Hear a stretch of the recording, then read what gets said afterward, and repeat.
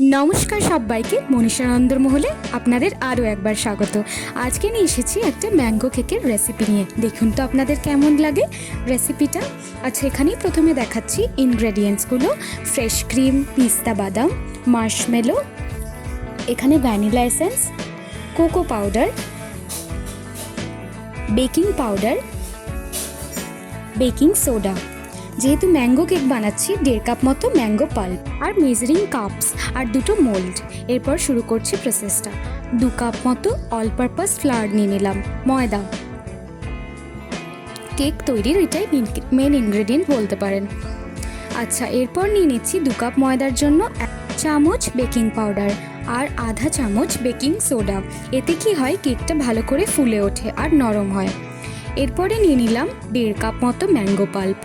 যেহেতু আমের কেক, তাই জন্য ম্যাঙ্গো পাল্পই এখানকার মেন ইনগ্রেডিয়েন্ট। এরপরে নিয়ে নিলাম 1 কাপ মতো সাদা তেল বা রিফাইন্ড অয়েল, আপনারা চাইলে বাটারও ইউজ করতে পারেন। আর 1/4 কাপ মতো নিয়ে নিলাম টক দই। এতে কি হয়, বেশ নরম হয় মিশ্রণটা।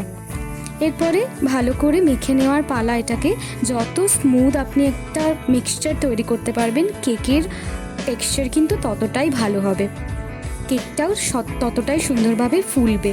তো এখানে কেকটাকে মেশানোর জন্য দুধ দিয়ে আমরা মেশাচ্ছিলাম। আপনারা চাইলে জলও ইউজ করতে পারেন, কিন্তু দুধে এটা টেক্সচারটা বেশি ভালো হয়, একটা স্মুথ টেক্সচার তৈরি হয়। তো এরপরে আপনাদের এটা মিশিয়ে নিতে হবে বেশ অনেকক্ষণ ভালো করে। তারপরে এই প্যানগুলোতে আমরা দিয়ে দিলাম রিফাইন্ড অয়েল, আপনারা চাইলে বাটারও দিয়ে দিতে পারেন। আর এখানে বাটার পেপার ইউজ করলাম, যাতে কেকটা হওয়ার পরে কেকটা এই প্যানটা থেকে সহজে উঠে যায়, গায়ে যাতে না লেগে যায়। তো এরপরে মোল্ডে আমরা পুরো কেকটাকে ভালো করে ঢেলে নিলাম আর ওপরে ডেকোরেট করলাম পিস্তা বাদামের কুচি দিয়ে। বাস রেডি। আর এই চকলেট কেকের রেসিপিটা কিন্তু পরের ভিডিওতে আসছে, দেখতে হলে অবশ্যই আমাদের চ্যানেল সাবস্ক্রাইব করবেন।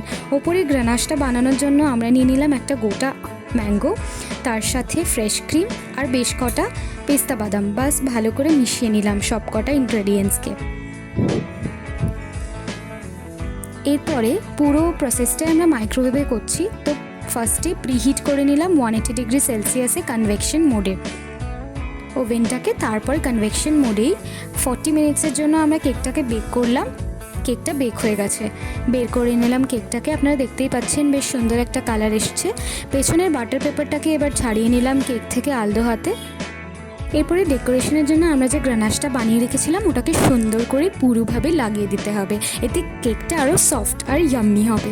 আপনাদের এই রেসিপিটা ভালো লাগলে অবশ্যই একটা লাইক, কমেন্ট, সাবস্ক্রাইব করে দেবেন। Thank you.